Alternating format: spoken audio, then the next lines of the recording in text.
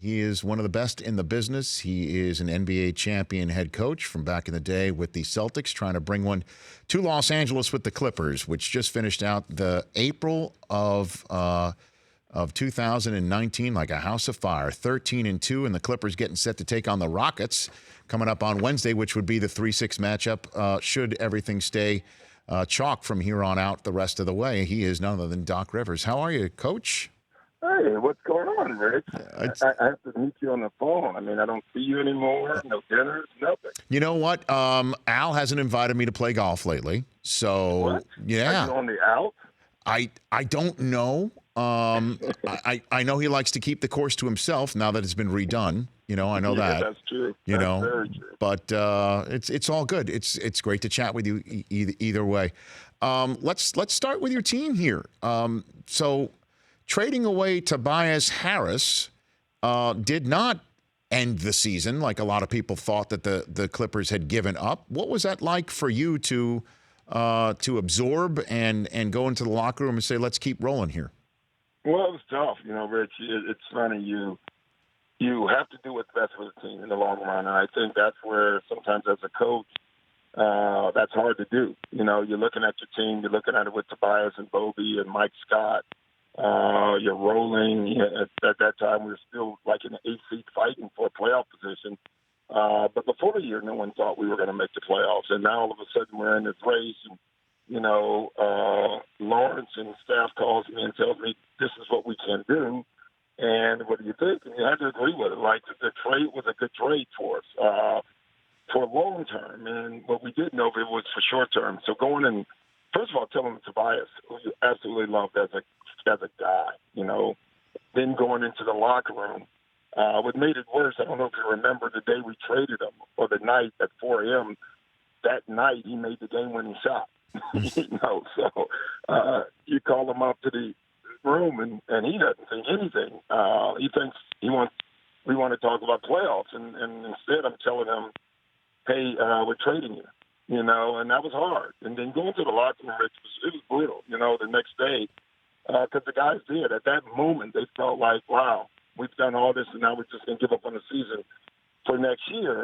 And it was my job to really let them know, no, we're going to go for it. We can still do this. Now, honestly, I didn't know if we could or not at the time. I knew we were going to try, but I didn't know how good the other guys were. Sam has come in and been great. Zubac has been amazing. Jermichael's been great. Now Wilson just started playing. So we actually added to our team, and we didn't know it at the time. So have you ever experienced anything like this as a player or a coach where Not like that. No, not. I've made some good trades, in Boston trading Kendrick Perkins, but all those trades were made either we were already a bad team and we were just, had given up and were trying to, stock up for the draft, or we made a trade because we thought it'd be a better trade for our team to make us, a better playoff team. But to take away your best player in the middle of the season that you're already having a surprising season, and you got a bunch of guys who have bought in to your program completely, that was hard. That was really hard. And I was fortunate. Listen, I have Lou Williams and Pat Beverly in the locker room, and they made it. I had to talk to them first and tell them, like, guys, we're not giving up on this season. We can do this. It's going to take an extraordinary, job by all of us, and extraordinary work by you guys to get everybody to buy in. But those two guys did it. I mean, they really showed to everybody we can still win. And I thought those are the two guys and gal that helped me sell that we could still do this. Now, obviously, you've got your own locker room, you've got your own situation, but you know the town in which this has taken place, and you could hear it in Patrick Beverley's voice after the Clippers beat the Lakers recently, and you came in the night that you guys clinched and remind a lot of folks about the naysayers at the beginning of the season and predictions. What does it mean that you have had this month of March and this ascendancy in the same season that LeBron comes to town in the same building and they are just sputtering and spinning their wheels? What does that mean? That's a good question. I don't know what it means. I can tell you I really never gave any thought to them, the Lakers. I just didn't. As a coach, you got to focus on your guys and your stuff. But you're not clueless either. You know that, the Lakers got all the attention coming into the year. And let's be honest, they should have. They have LeBron James on their team. And so I didn't make that a problem. I told our guys that early in the year. Neither team has proven anything. But they've gotten more attention because they have one of the greatest players to ever play the game. Don't take that personal. Take that as a challenge that you're going to still make your day, and I think our guys did that. What's it like to have Jerry West on the team here? He's been great. He's been great for me just individually. I've known him for a long time, obviously, from Bel Air. Yes.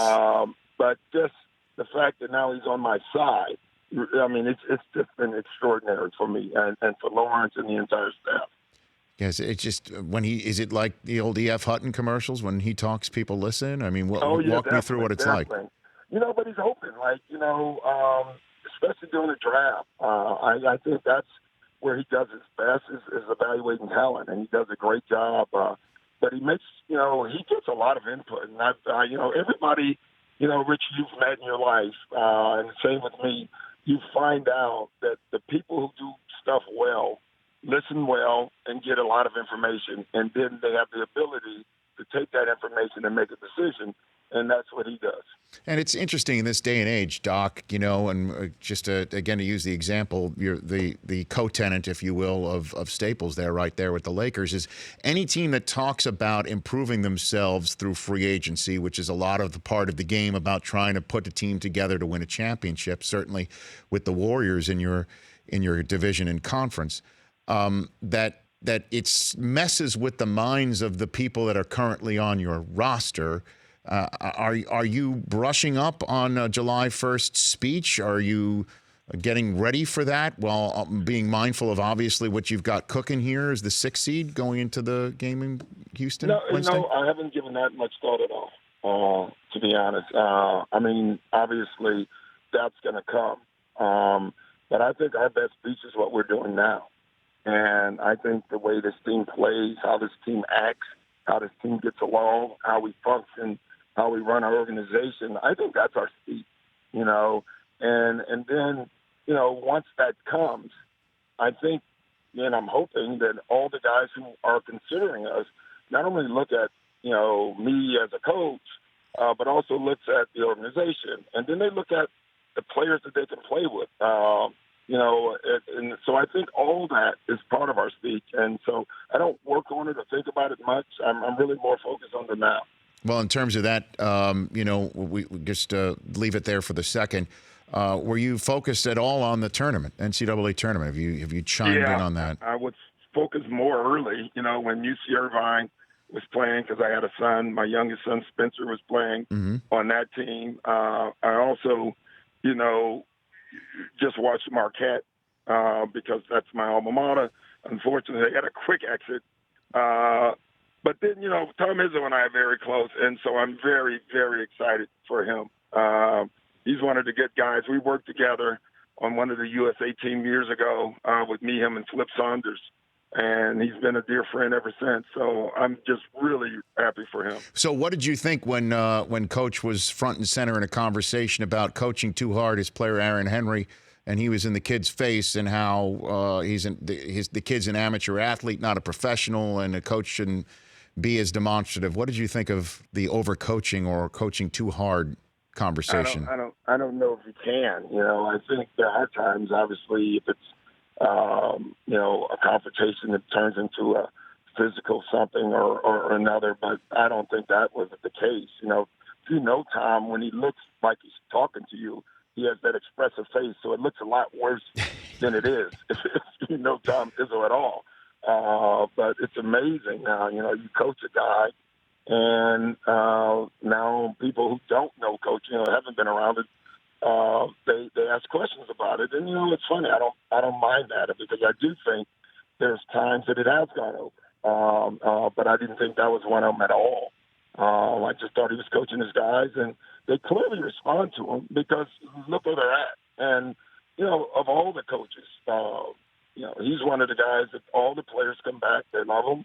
He's doing it the right way. I can tell you that. And who's the one that you can compare Zion to the most, who you either played with or you've coached or you have tried to draft, and just put him in perspective as to how generationally talented he is, Doc?